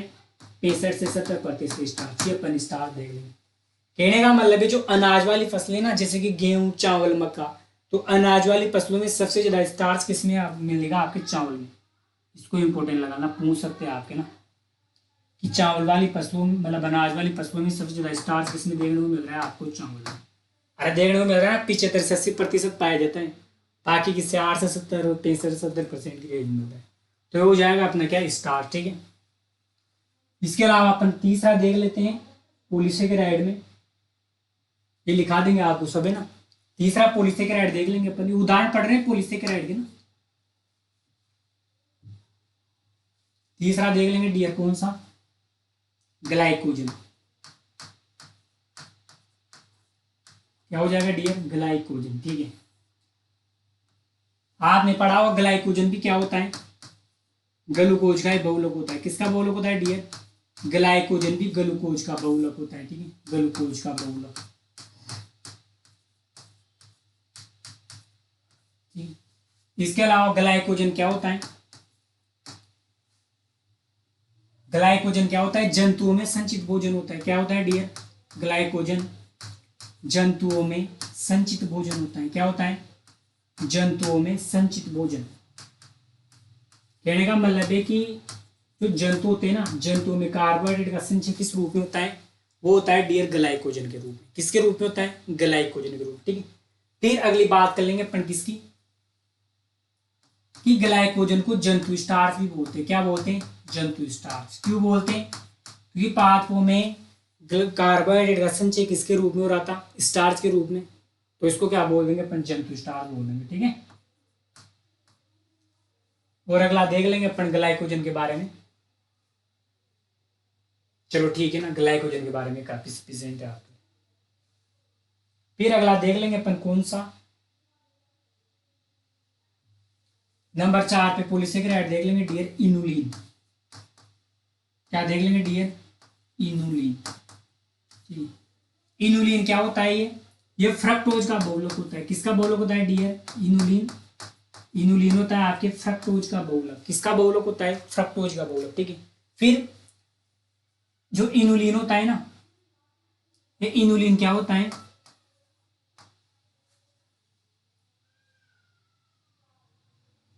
हाँ, कि जो उद्योग होते हैं ना अपने उद्योगों में जो सर्वाधिक फ्रक्टोज का जो उत्पादन किया जाता है वो किसके द्वारा किया जाता है? इनुलिन के द्वारा किया जाता है। क्योंकि इनुलिन क्या होता है? फ्रक्टोज का बहुलक होता है। और उद्योगों में सर्वाधिक जो इनुलिन प्राप्त किया जाता है ना, वो किससे, मतलब इनुलिन से सर्वाधिक क्या प्राप्त किया जाता है? फ्रक्टोज। वो आपको लिखा देंगे। ठीक है। फिर जो इनुलिन होता है ना, ये पाया जाता है डियर कंपोजिटी कुल की फसलों में। किसमें पाया जाता है आपके? ये मिलता है आपके कंपोजिटी कुल की फसलों में। कंपोजिटी कुल की फसलों में पाया जाता है इनुलिन। इसके अलावा आपके इनुलिन है ना प्याज लहसुन में भी पाया जाता है। किसमें पाया जाता है? प्याज लहसुन में ना। वो पर बात कर लेंगे, प्याज लहसुन। ठीक है। और यही अपन नंबर 5 देख लेंगे क्या डियर? नाम सुना होगा आपने पेक्टिन का। पेक्टिन भी क्या एक प्रकार का पॉलीसेकेराइड है। और पेक्टिन किसमें पाया जाता है? गुद्देदार फलों में पाया जाता है। किसमें पाया जाता है डियर? गुद्देदार फलों में पाया जाता है। जिसका प्रयोग किसके निर्माण में किया जाता है? जैम जेली के निर्माण में किया जाता है। ठीक है। ये अपन लिख लेंगे। ठीक है। ये कोई समझने की चीज नहीं है, आपको डायरेक्ट क्या है याद करनी है। ठीक है ना, इसलिए मैंने ज्यादा इस पर ध्यान नहीं दिया ना समझाने में। ठीक है। डाले टॉपिक पॉलीसेकेराइड के कुछ उदाहरण। डालने पॉलीसेकेराइड के कुछ उदाहरण। और नंबर 1 उदाहरण लिखे पॉलीसेकेराइड में सेलुलोज। लिखे डियर सेलुलोज है ना, वो लिखे सेलुलोज में लिखे आप, देखें देखें, यह ग्लूकोज का बहुलक होता है। यह ग्लूकोज का बहुलक होता है। यह ग्लूकोज का बहुलक होता है। ठीक है। अगला स्टार करके लिखें। लिखें, यह पादप कोशिका भित्ति का मुख्य घटक है। लिखें डियर, यह पादप कोशिका भित्ति का मुख्य घटक है। बोर्ड में सब लिख रहा है ना। यह पादप कोशिका भित्ति का मुख्य घटक है। पादप कोशिका भित्ति का मुख्य घटक है। इसलिए क्या हो जाएगा? पृथ्वी पर सर्वाधिक मात्रा में पाए जाने वाला कार्बोहाइड्रेट। ठीक है। तो अगला स्टार करके लिखें। लिखें, यह पृथ्वी पर सर्वाधिक मात्रा में पाया जाने वाला कार्बोहाइड्रेट है। लिखें डियर, यह पृथ्वी पर सर्वाधिक मात्रा में पाया जाने वाला कार्बोहाइड्रेट है। पृथ्वी पर सर्वाधिक मात्रा में पाया जाने वाला कार्बोहाइड्रेट है। ठीक है, अगला स्टार करके लिखें। लिखें स्रोत लिख लें इसके ना। सेलुलोज किस किस में पाया जाता है? जूट, पटसन, कपास, ये 2-3 उदाहरण याद रख लेना। ठीक है, कपास मतलब आपकी रुई में, जिसका प्रयोग आप पूजा पाठ में रूप में करते हो ना। अगला लिखें। लिखें डियर, अगला लिखें। देखिए कपास में लगभग, ये लिख रखा है बोर्ड में, कपास में लगभग 100% सेल्यूलोज पाया जाता है। कपास में लगभग 100% सेल्यूलोज पाया जाता है। कपास में लगभग 100% सेल्यूलोज पाया जाता है। ठीक है, अगला स्टार करके लिखें। अनाज के भूसे में लगभग, अनाज के भूसे में लगभग 30 से 43% सेल्यूलोज होता है। अनाज के भूसे में लगभग 30 से 43% सेल्यूलोज होता है। सेल्यूलोज होता है। ठीक है, ये कपास वाला इंपॉर्टेंट है, पूछ सकते हैं, और ये अनाज के भूसे वाला पूछ सकते हैं ना। अगला स्टार करके लिखें। लिखें सेल्यूलोज का जल अपघटन, सेल्यूलोज का जल अपघटन सेल्यूलेज एंजाइम द्वारा होता है। सेल्यूलोज का जल अपघटन सेल्यूलेज एंजाइम द्वारा होता है। कौन से एंजाइम द्वारा होगा डियर? सेल्यूलेज एंजाइम द्वारा। ठीक है, ये अपना सेल्यूलोज हो गया। ठीक है, इसमें से भी अगर अपन इंपोर्टेंट की बात करें ना डियर, तो इंपोर्टेंट है आपका ये पादप कोशिका भित्ति का मुख्य घटक कौन सा है? सेल्यूलोज। और पृथ्वी पर सर्वाधिक मात्रा में पाए जाने वाला कार्बोहाइड्रेट कौन सा है? सेल्यूलोज। ठीक है, ये इंपॉर्टेंट है। दूसरा लिखें पॉलीसेकेराइड का उदाहरण में स्टार्च। नंबर 2 लिखें स्टार्च, और इसमें लिखें, लिखें यह ग्लूकोज का बहुलक होता है। यह ग्लूकोज का बहुलक होता है। यह ग्लूकोज का बहुलक होता है। अगला स्टार करके लिखें। यह 2 रूपों में मिलता है। यह 2 रूपों में मिलता है। एमिलोज और एमिलोपेक्टिन लिख लें। एमिलोज और एमिलोपेक्टिन। एमिलोज और एमिलोपेक्टिन। ठीक है, अगला स्टार करके लिखें। लिखें स्टार्च का जल अपघटन, स्टार्च का जल अपघटन डाइस्ट्रेज एंजाइम द्वारा होता है। स्टार्च का जल अपघटन डाइस्ट्रेज एंजाइम द्वारा होता है। डाइस्ट्रेज एंजाइम द्वारा होता है। ठीक है, ये अपन पास नहीं लिखा रहे, क्योंकि बोर्ड में लिख रखा है, आप है ना इसका स्क्रीनशॉट भी ले सकते हो ना। अगला स्टार करके लिखें। लिखें पादपों में, पादपों में कार्बोहाइड्रेट का संचय। लिखें पादपों में कार्बोहाइड्रेट का संचय स्टार्च के रूप में होता है। लिखें पादपों में कार्बोहाइड्रेट का संचय स्टार्च के रूप में होता है। कहने का मतलब है पादपों में संचित भोजन कौन सा होता है? स्टार्च होता है। ठीक है, अगला लिख लें, ये लिख लो आप है ना। आलू में 15 से 20% स्टार्च, गेहूं में 4 से 70% स्टार्च, चावल में 75% स्टार्च है ना, मक्का में 65 से 70% स्टार्च पाया जाता है। लिख लिया आप चारों पांचों ना, चारों पांचों लिख लिया आप। और इसमें इंपॉर्टेंट क्या लगा हुआ डियर? आप चावल को ना, क्योंकि अनाजों में सबसे ज्यादा जो स्टार्च मिलेगा ना चावल में मिलेगा, और कितना है? 75 से 80%। इसको इंपॉर्टेंट लगा लेना।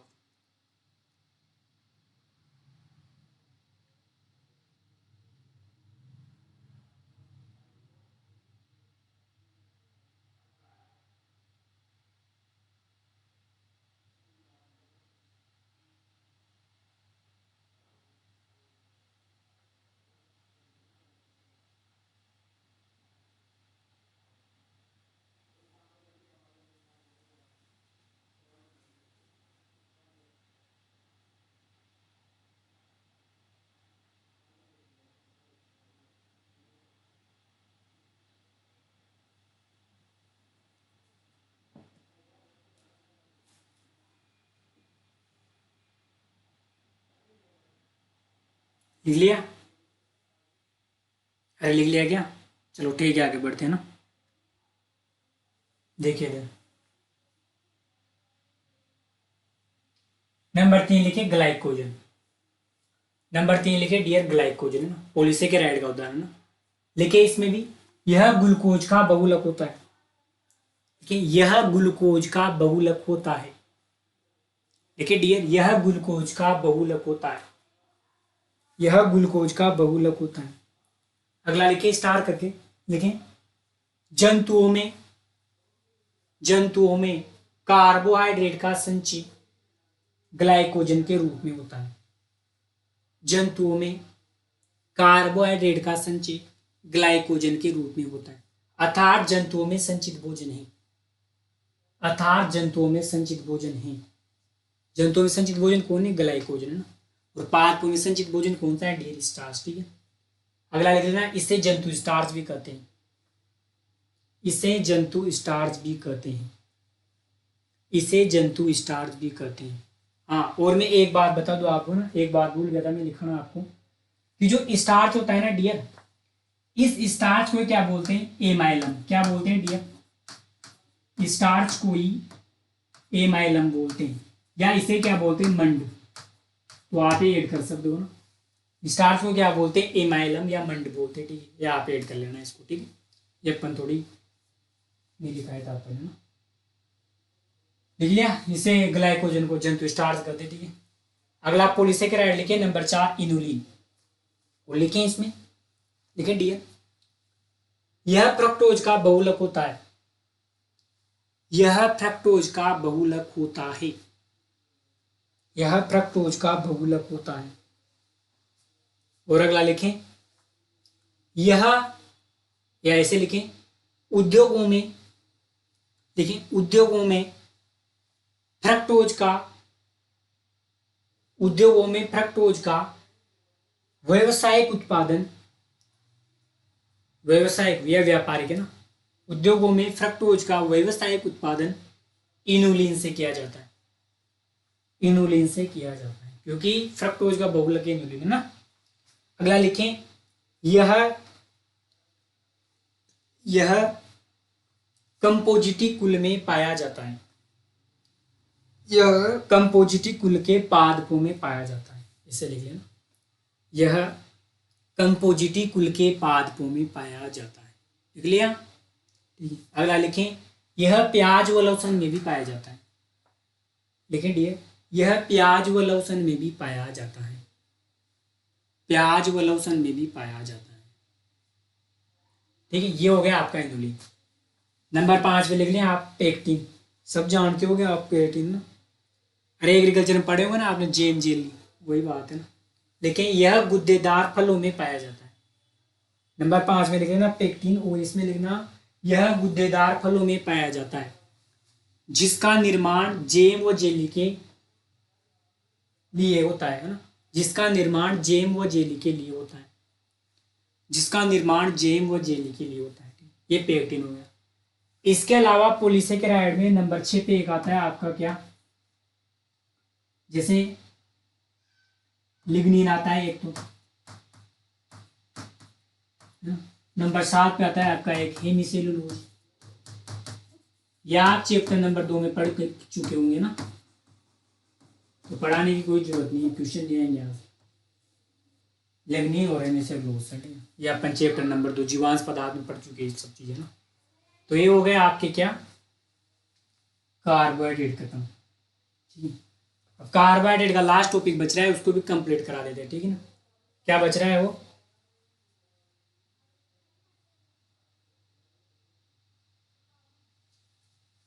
उसका नाम है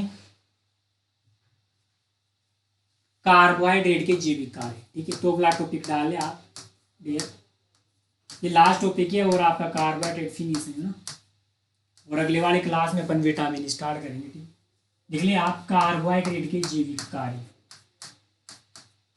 कार्बोहाइड्रेट के जैविक कार्य। ठीक है, समझे इधर।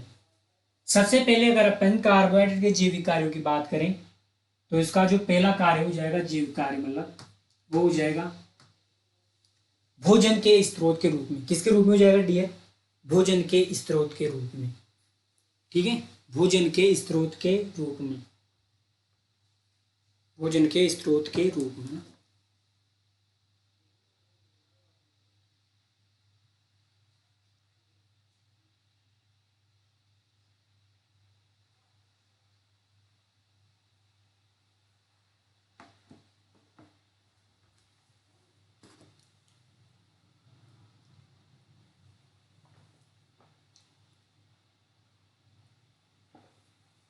सॉरी डियर, देखें इधर अपन पढ़ रहे थे कार्बोहाइड्रेट के जैविक कार्य ना। पहला का जैविक कार्य हो जाएगा कि भोजन के स्रोत के रूप में, देखें भोजन के स्रोत के रूप में, भोजन के स्रोत के रूप में ग्लूकोज, भोजन के स्रोत के रूप में glucose comma starch, glucose starch व ग्लाइकोजन का उपयोग होता है, वह ग्लाइकोजन का उपयोग किया जाता है। अरे किया जाता है नहीं किया जाता, वह ग्लाइकोजन का उपयोग किया जाता है, ठीक है। क्योंकि पादपों में संचित भोजन स्टार्च था, जंतुओं में ग्लाइकोजन था और ग्लूकोज ना, तो भोजन के स्रोत के रूप में इसका प्रयोग हो सकता है। पहला कार्य हो गया। दूसरा कार्य हो जाएगा इसका क्या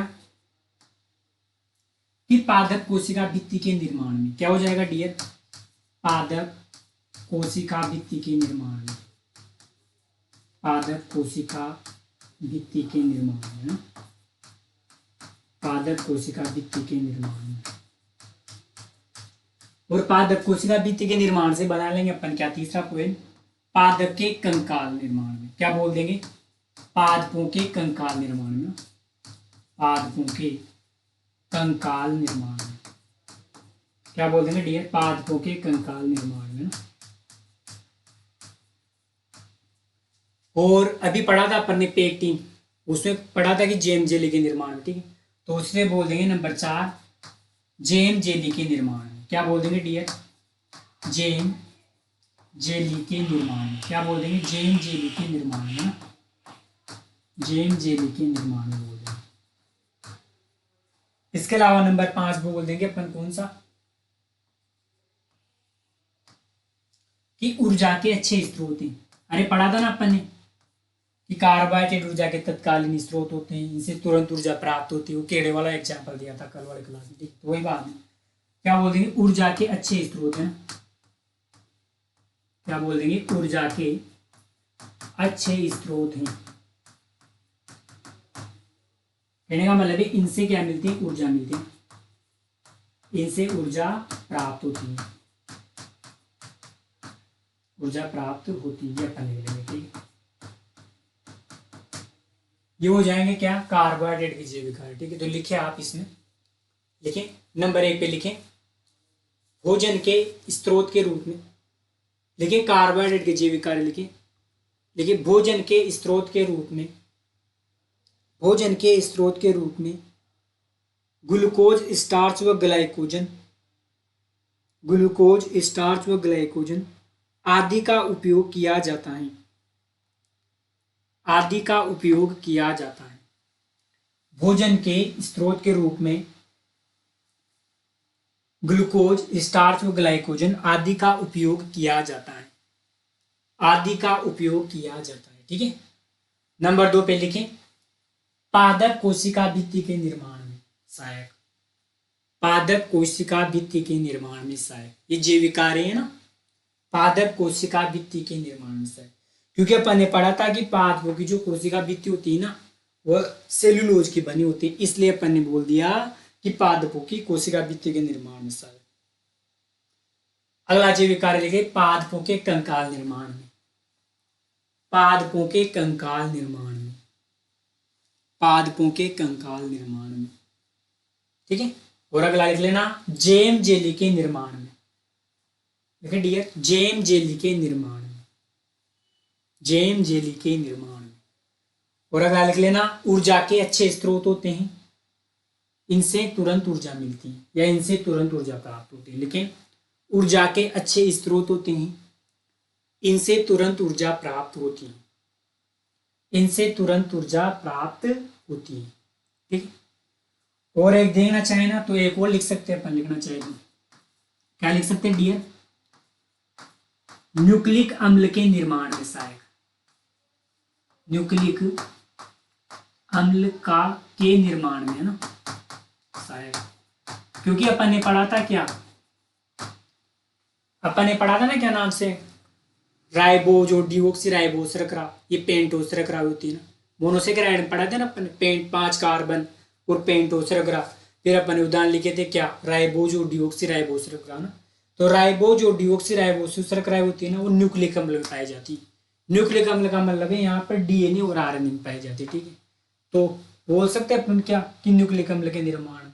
तो अगला लिख ले इसका जैविक कार्य। देखिए, न्यूक्लिक अम्ल के निर्माण में सहायक, न्यूक्लिक अम्ल के निर्माण में सहायक, न्यूक्लिक अम्ल के निर्माण में सहायक। ठीक है, अपन क्लास को यही विराम देते हैं, और जो नेक्स्ट क्लास होगी उसमें पढ़ेंगे अपन क्या, विटामिन के बारे में।